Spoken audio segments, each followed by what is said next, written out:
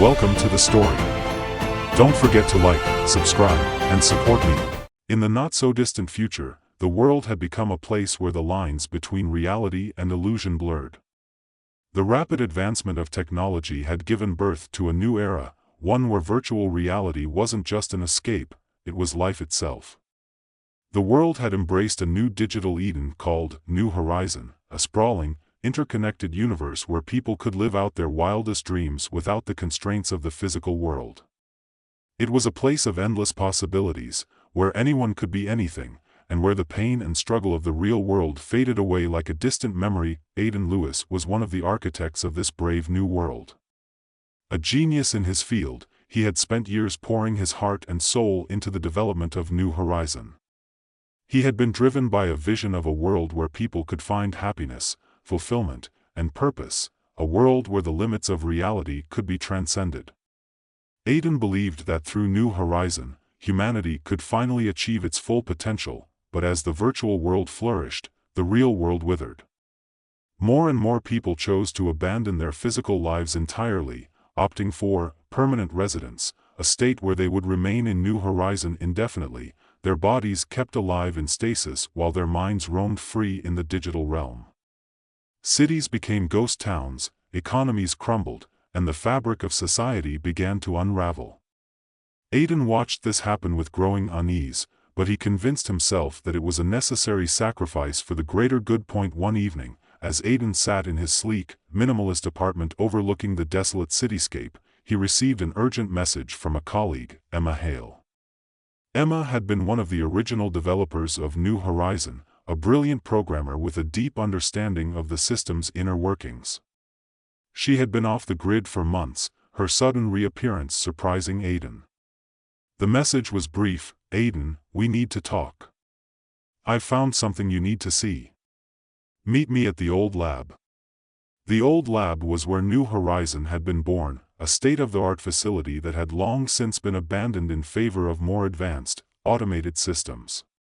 Aidan hadn't been there in years, but he felt a strange sense of nostalgia as he approached the building. The streets were empty, the only sounds were the hum of distant machinery and the faint buzz of electric signs. The world outside was a shell of what it once had been, a reminder of the cost of progress. Emma was waiting for him in the lab's control room, her face illuminated by the soft glow of the monitors. She looked tense, her usual calm demeanor replaced by a sense of urgency. Without a word, she handed Aidan a data chip. "What's this?" he asked, frowning. "Just watch," she replied, her voice flat. Aidan inserted the chip into the nearest terminal and watched as the screen flickered to life. What he saw made his blood run cold. It was a series of encrypted files, hidden deep within New Horizon's core programming, files that he had never seen before, files that shouldn't have existed. These were embedded into the system by someone with top-level access, Emma explained. "I've been tracking their activity for months. They're using New Horizon to manipulate people's thoughts, their emotions, even their behavior. It's subtle, almost unnoticeable, but it's there. And it's getting stronger." Aidan's mind raced as he processed what he was seeing. The files contained algorithms designed to influence the user's perceptions, to guide their decisions in ways that were almost imperceptible. It was as if someone had created a backdoor into the very essence of human consciousness.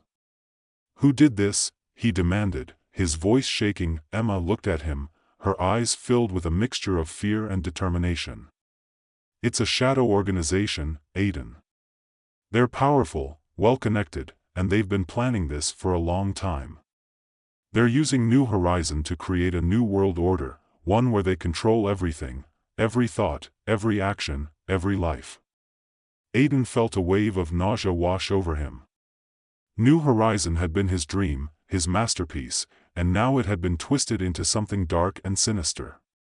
He had always believed in the power of technology to uplift humanity, but now he saw that it could just as easily be used to enslave it. "We have to stop this," Aidan said, his voice barely above a whisper. Emma nodded. "I've already started gathering evidence, but we need to move fast. If they find out what we're doing, they'll come after us." Aiden knew she was right. The organization behind this was ruthless, and they wouldn't hesitate to eliminate anyone who threatened their plans. But he also knew that he couldn't just walk away from this.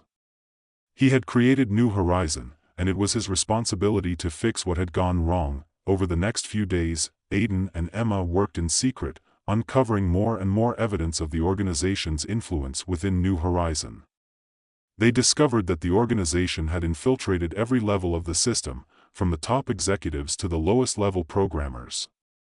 They had built a network of loyalists who were more than willing to do their bidding, and they had already begun to implement their plan to control the world through the virtual realm. As they dug deeper, Aiden found himself questioning everything he had ever believed in. He had always seen technology as a force for good, but now he realized that it was only as benevolent as the people who wielded it. The power that New Horizon represented was immense, and in the wrong hands, it could be used to reshape the world in ways that were unimaginable. The breaking point came when they uncovered a file that detailed the organization's final phase of their plan: permanent control.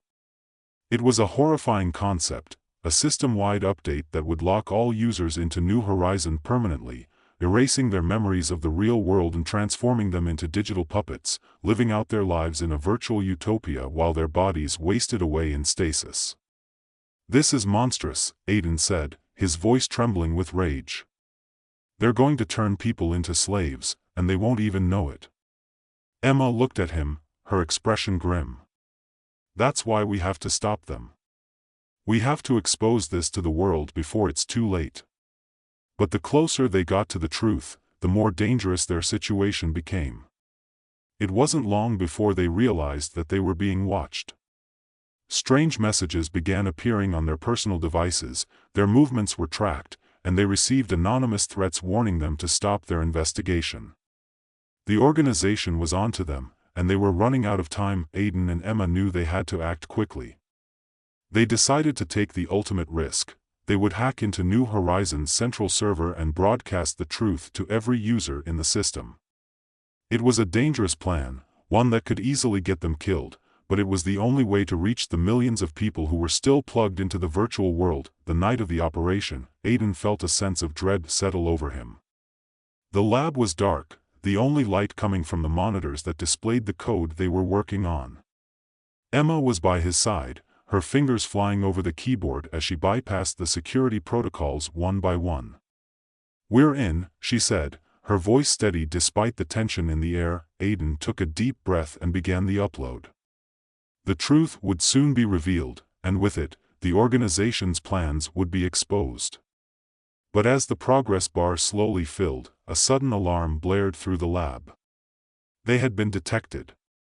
"We have to hurry," Emma shouted, her eyes wide with panic. Aiden's heart pounded as he watched the screen, willing the upload to complete before it was too late. But even as the data streamed into the server, the door to the lab burst open, and a group of armed men stormed in. "Get down!" Emma screamed, diving behind a console as gunfire erupted around them. Aiden followed suit, his mind racing. They were so close to exposing the truth, but now it seemed that all their efforts would be in vain. The men advanced, their weapons trained on the consoles, and Aiden knew that if they destroyed the server, everything would be lost. In a desperate move, he reached out and triggered the emergency lockdown protocol, sealing the lab's doors and buying them a few precious moments. But the men were relentless, pounding on the reinforced glass with the butts of their rifles, determined to break through. "Come on, come on," Aiden muttered under his breath, his eyes fixed on the progress bar as it crawled toward completion. And then, finally, it was done. The upload was complete. The truth was out there, and there was no taking it back. But before Aiden could breathe a sigh of relief, a deafening explosion rocked the lab. The glass shattered, and the men poured in, weapons raised. Aiden barely had time to register what was happening before he was grabbed and dragged to the floor. "Emma," he shouted, struggling against his captors, but she was already being subdued by another group of men. They were overpowered, outnumbered, and at the mercy of their enemies. The leader of the group, a cold-eyed man in a black suit, stepped forward and looked down at Aiden with a sneer. "You've caused us a lot of trouble, Mr. Lewis," he said, his voice dripping with disdain. "But it's over now. You've lost." Aiden met the man's gaze, his heart pounding with fear and anger. "You're wrong," he spat. "The truth is out there now. People will know what you've done." The man chuckled, shaking his head. "People believe what they want to believe, Mr. Lewis. And we have ways of making sure they believe what we tell them." But even as the man spoke, Aiden knew that it wasn't over, not yet. The truth was out there, and while the organization might try to suppress it, they couldn't unsee what had been revealed. The seeds of doubt had been planted, and they would grow, spreading like wildfire through the virtual world and beyond. As Aiden and Emma were dragged away, the lab in ruins around them, Aiden felt a strange sense of peace. He had done what he could. He had given people a chance to see the truth, to reclaim their lives, and to fight back against the darkness that threatened to consume them. And as the cold metal door of the transport vehicle slammed shut behind him, Aiden knew that the real revolution had only just begun. As the transport vehicle rumbled through the dark, deserted streets, Aiden sat in the cold, metal confines, his mind racing with 1,000 thoughts. The truth was out there now, but that didn't mean they were safe. The organization would stop at nothing to regain control, and Aiden knew their fight was far from over. Emma sat across from him, her face pale but resolute, the dim light of the vehicle casting sharp shadows that emphasized the determination in her eyes. Neither of them spoke as the vehicle made its way to an unknown destination. The silence was thick, filled with the unspoken understanding that they were now prisoners of a system they had once trusted, a system they had helped build.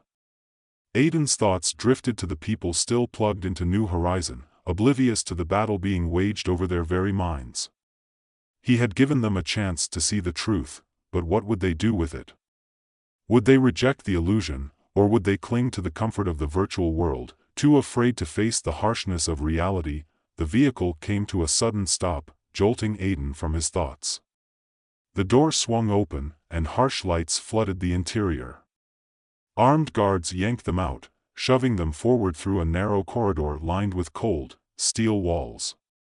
They were led into a stark, sterile room where a single figure waited, seated behind a large, imposing desk. The man's presence exuded authority, his eyes cold and calculating as he regarded Aiden and Emma with a mixture of curiosity and disdain. "Welcome," the man said, his voice smooth but devoid of warmth. "I've been expecting you." Aiden recognized him immediately, Marcus Kane, one of the top executives of the company behind New Horizon, and, as they had discovered, a key player in the Shadow organization. Kane had always been a shrewd businessman, but Aiden had never imagined he was capable of something like this. "You've made quite the mess," Kane continued, leaning back in his chair with a slight smirk. "But I suppose I shouldn't be surprised. Idealists like you always think you can change the world, but the world isn't so easily altered." Aiden bristled at the condescension in Kane's tone but forced himself to stay calm. "You're manipulating people's minds," he said, his voice steady despite the anger simmering beneath the surface. "You're turning them into slaves." Kane raised an eyebrow, a hint of amusement in his expression. "Slaves? No, Mr. Carter. We're giving them what they want, what they've always wanted. Freedom from the burdens of reality. In New Horizon, they can live perfect lives, free from pain, suffering, and disappointment. Isn't that what you wanted when you helped create it?" Aiden felt a pang of guilt at the truth in Kane's words. He had wanted to create a better world, a place where people could be happy. But he had never intended for it to be used as a tool of control. "Not like this," he said firmly. "They deserve to choose for themselves." Kane's smile faded, replaced by a steely gaze. "Choice is an illusion, Mr. Carter. People think they want freedom, but what they really want is safety, comfort, and certainty. We're giving them that. And in return, we maintain order. A fair trade, wouldn't you say?" Aiden shook his head, his resolve hardening. "You're playing God, deciding what's best for everyone. But people aren't meant to live in a cage, no matter how gilded it is. Kane's expression darkened, his patience clearly wearing thin. You're a fool, Carter. The world is on the brink of collapse. Without New Horizon, civilization would crumble. We're preserving humanity, not destroying it. By controlling it, Emma interjected, her voice sharp. You're stripping away what makes us human, our free will, our ability to make our own choices, even if they lead to failure. Kane's eyes flicked to Emma, his lips curling into a sneer. Idealism is such a quaint notion, Ms. Novak. But it's impractical. We live in a world that requires order, and order requires control. Before Aiden could respond, the door to the room opened, and a new figure stepped in, a woman dressed in a sleek, dark suit, her face expressionless as she surveyed the scene. Aiden recognized her as Vivian Cross, another high-ranking executive who had always been Kane's right hand. She was known for her cold efficiency and ruthless tactics, a woman who got things done without hesitation or remorse. We have a problem, Cross said, her voice clipped as she handed Kane a tablet. He glanced at the screen, his expression tightening as he read the data. It seems your little stunt has caused quite a stir, Kane said, looking up at Aiden. There's been a spike in user activity, people logging out of New Horizon, asking questions. It's only a matter of time before we have a full-blown crisis on our hands. Aiden felt a glimmer of hope at the news. His message had reached people. They were waking up, questioning the reality they had been living in. But that hope was quickly tempered by the realization that Kane and his organization wouldn't let this go without a fight. What do we do? Cross asked, her tone all business. Kane's gaze shifted back to Aiden and Emma, his eyes narrowing. We need to contain this. Shut down any communication between users, isolate the ones who are causing the most trouble. And as for these two... He paused, a cruel smile playing on his lips. They need to disappear. Aiden's heart sank. He had expected this, but the reality of it was still terrifying. Kane was right, they had caused a mess, and now they were about to pay the price. But he couldn't let fear paralyze him. He had to think, to find a way out of this. As if sensing his thoughts, Kane leaned forward, his voice low and menacing. Don't bother trying to escape. We have eyes everywhere. You've lost, Carter. It's time to accept that. But Aiden wasn't ready to give up. His mind raced, searching for a solution, some way to turn the tables. He glanced at Emma, who met his gaze with a determined nod. They weren't out of the fight yet. Actually, you've underestimated us, Aiden said, injecting as much confidence as he could muster into his voice. We knew this wouldn't be easy, so we made some contingencies. Kane's eyes narrowed, suspicion flickering across his face. What are you talking about? Aiden smirked, playing the only card he had left. Let's just say, if anything happens to us, certain information will be released, information that will make today's upload look like child's play. It was a bluff, and Aiden knew it. But he also knew that Kane couldn't afford to take any chances. The man had built his empire on control, and the mere possibility of losing that control was enough to give him pause. Kane studied Aiden for a long moment, weighing his options. Finally, he sat back, his expression unreadable. You're playing a dangerous game, Carter. But for now, it seems I have no choice but to let you live. Relief washed over Aiden, but he didn't let it show. He couldn't afford to relax, not yet. Kane wasn't done with them, and Aiden knew they were still walking a tightrope. You'll remain in custody, Kane continued, but I'll give you one chance to prove your loyalty. Help us contain this situation, and maybe you'll get out of this alive. Aiden nodded, knowing he had no real choice but to play along. But in his heart, he knew he would never truly help them. He would bide his time, wait for the right moment, and then strike. The fight wasn't over, it had only just begun. As they were escorted out of the room and back into the cold, sterile corridor, Aiden and Emma exchanged a glance. They were still in this together, and as long as they were alive, they had a chance to bring the whole rotten system down. They just had to stay one step ahead, keep their wits about them, and never stop fighting. Because the truth was out there, and no matter how much Kane and his organization tried to suppress it, it would eventually come to light. As the door to their cell clanged shut, Aiden felt a spark of defiance flare within him. He had been pushed to the edge, but he wasn't broken. Not yet. And as long as there was breath in his body, he would continue to resist, to fight for the freedom and truth that had been so brutally stolen from the world. The revolution had started, and there was no turning back.